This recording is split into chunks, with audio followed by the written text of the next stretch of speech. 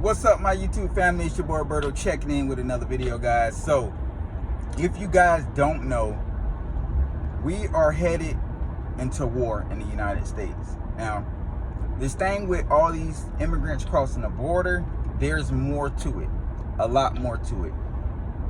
We've seen all over the news, the Venezuelan gangs have been taking over apartment complexes in Aurora, Colorado.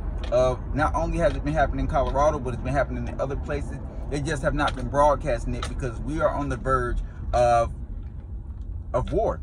Every nation has found a way to squeeze people in the United States. Nations that don't like the United States.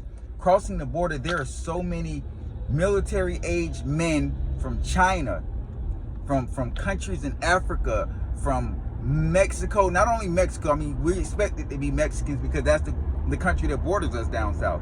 But military-aged Mexicans, from Venezuelans, Cubans, Russians, all these people have been sneaking into the United States. Afghanistani people, Iranians, they are planning a war inside the United States by putting the people here already because they know the border issue. These guys are getting within our country and they're becoming citizens or, getting homes and stuff. And then when that time comes, they will be given weapons. They are keeping contact with their government officials across the borders of whatever country they came from. Countries like North Korea, Iran, China, Russia, Cuba, Venezuela, they are planning the war. They're putting their people here because the only way that they can actually infiltrate the United States is already having people here in the United States that can start the war. They are planning a government takeover and they're going to try to implement martial law here very soon in the United States. Our government knows this, but they don't know it to what extent. They don't know who's all in on this plan. They just know that they're planning to have a war with us from the inside. But because our governments are so more worried about building up our military and having the citizens under the control of the military at some point, that they're allowing so many people in here. Because imagine this, if you make these people legal citizens and they come to our country and they get military positions and they implement martial law, they're not going to care about the families of the people that are here because it's not their family. It's harder to make our military implement martial law against people because our military is not going to hurt and harm their own families. These people that are crossing the border don't care. We've seen people from so many different nationalities coming across the southern border of Mexico. Mexico is helping traffic these people in here. Venezuela is sending gang members here in the United States to try to disrupt the neighborhoods. They are already doing it. They're taking over. We're about to see a big change in the United States after this election too. Now, this election means a lot on who they pick and how the public reacts to who they pick.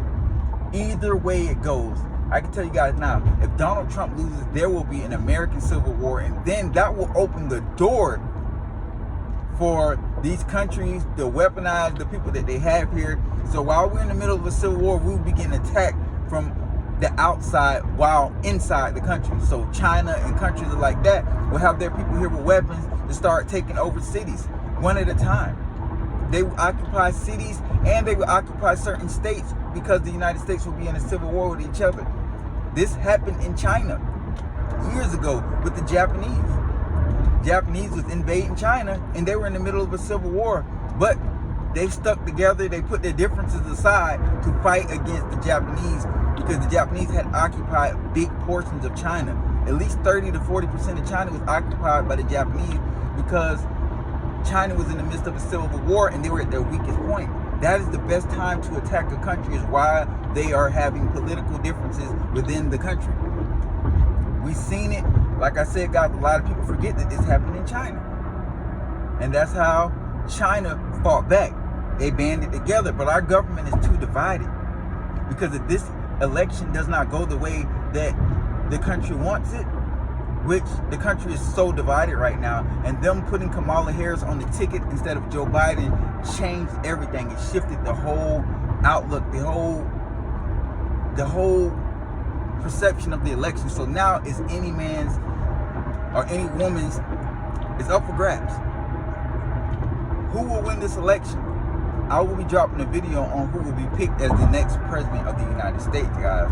Now, I don't pick any political party. I don't side with any political party because I know how politicians are, and I know both parties are corrupt and they work together. At the end, they're used to divide us.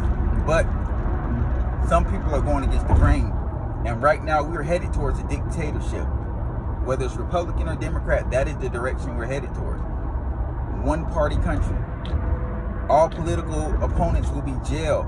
This is happening right before our eyes, guys. Why do you think a lot of these big-name billionaires like Mark Zuckerberg, Elon Musk are now all of a sudden siding with the opposite party or exposing how they were forced to do certain things? Because they are scared that if a certain person gets put in office, which is Trump, that they will be jailed for going against him whenever COVID and all this other stuff happened. They are now exposing the truth behind why they did what they did, because they are scared and they know that they could easily be jailed or executed. And they know what's going to happen after this election and how much the United States is going to change. We're headed towards Civil War and World War III, guys. The United States is on the brink of destruction. Wake up, pay attention. It's about to happen.